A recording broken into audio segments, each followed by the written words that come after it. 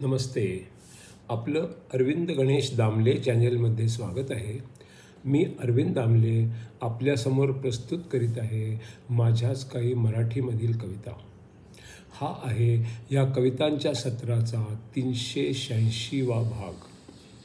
ह्या आपल्याला पसंत पडल्या तर चॅनलला सबस्क्राईब करा, लाईक करा, शेअर करा आणि बेल आयकॉन दाबायला विसरू नका. तर पहिली मराठीतली कविता आहे.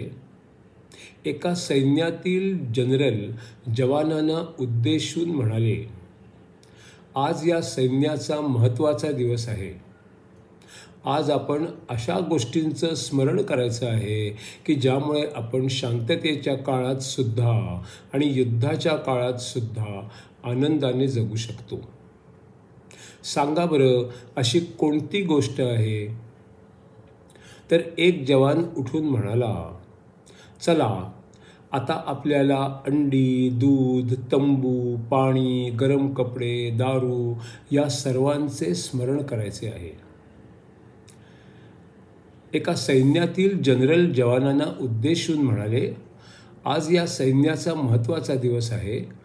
आज आपण अशा गोष्टींचे स्मरण करायचे आहे की ज्यामुळे आपण शांततेच्या काळात सुद्धा आणि युद्धाच्या काळात सुद्धा आनंदाने जगू शकतो. सांगा बरं, अशी कोणती गोष्ट आहे? एक जवान म्हणाला, चला आपल्याला आता अंडी, दूध, तंबू, पाणी, गरम कपडे, दारू या सर्वांचे स्मरण करायचे आहे. आता पुढची कविता आहे मराठीमध्येच. ती आहे हनुमान चालिसावर आधारित. ही आहे 4थी चौपाई.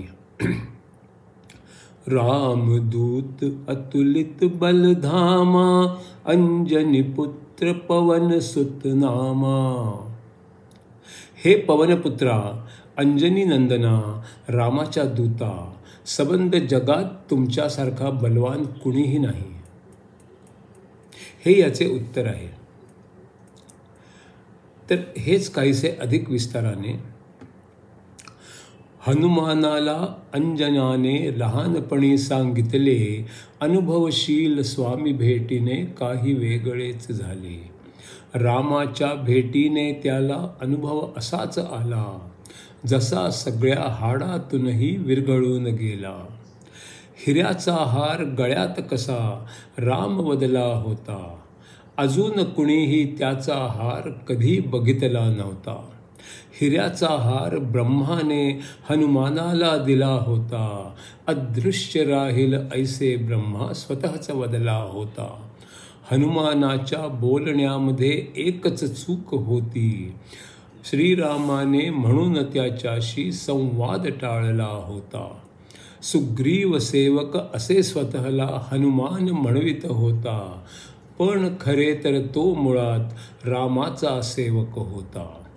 लक्ष्मणाशीच बोल आता राम म्हणाला होता, काय झाले याचा पत्ता हनुमानास लागला होता. रामाबरोबर हनुमानाने खोटे बोलला होता, त्याच्या जागी सुग्रीवाचा सेवक बदला होता. सुग्रीवाने रामाला उच्च आसन दिले, स्वतः सुग्रीव त्याच्याशी चर्चा करीत होता. लक्ष्मणाला बसायाला आसनच नव्हते, त्याला आसन देऊन हनुमान खाली बसला होता. हळूहळू हनुमानाने रामास जिंकले होते, त्यालाच मुद्रिका देणे योग्य रामास वाटले होते. प्रथम भेटता सीतेला रामदूत म्हटले होते, नंतर त्याने स्वतःला रामसेवक म्हटले होते. सुग्रीव सेवकाचा आता रामसेवक बनला, रामसेवक बनूनी जन्म सारा घालविला. अंजना केसरी संगे तो बद्रीनाथा जात होता, तिथेच विश्वंभर ऋषींना हनुमान भेटला होता. हनुमान बद्रीनाथाला राम संबोधित होता, हे सत्यच आहे असे बोल हनुमान ऐकत होता. मौनव्रती विश्वंभर मौन विसरला होता, रामच बद्रीनाथ आहे ऐसे वदला होता. मौन तोडण्याचे कारण विश्वंभर बदला, मुनिरक्षण रामाने करावे ऐसे सल्ला दिला. विष्णू शिव दोघेही असतील ब्रह्माने म्हटले, हनुमानाच्या रूपात राम पृथ्वीवर असतील म्हटले.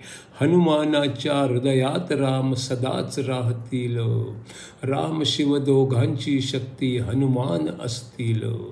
पुंजीस्थला नामक अप्सरा स्वर्गात जन्मली, बृहस्पतीच्या पूजेमध्ये ती सदा रमली. रुद्राक्षांचा एक हार बृहस्पतीस अर्पिला, माता बनण्याचा आशीर्वाद तिजला मिळाला. स्वर्गातील अप्सरांसाठी अशक्य बनणे माता, पण तिचाच पुत्र पृथ्वीचा रक्षक बनणार होता.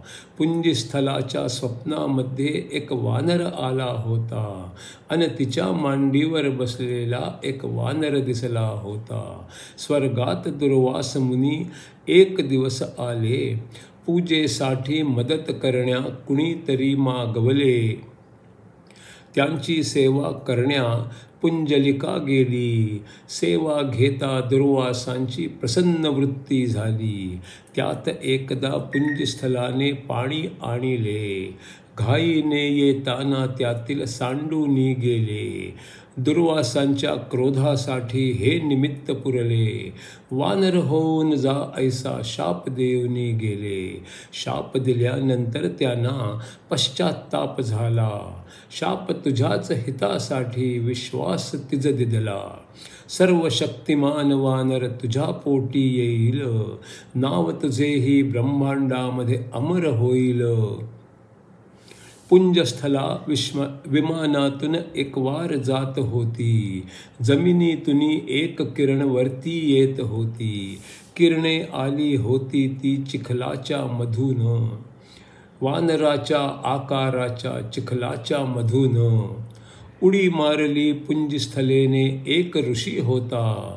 बघितले तर त्याचा देह खूपच चमकत होता. त्या ऋषीने पुंजस्थलाला पुन्हा शाप दिला. वानर बनून जाशील तू असा शाप दिला. तीच पुढे अंजना होऊन कुंजर राजाची पुत्री झाली. मोठी होऊन केसरी वानर याची भार्या झाली. अनेक वर्षे झाली तरीही पुत्र न झाला तिजला.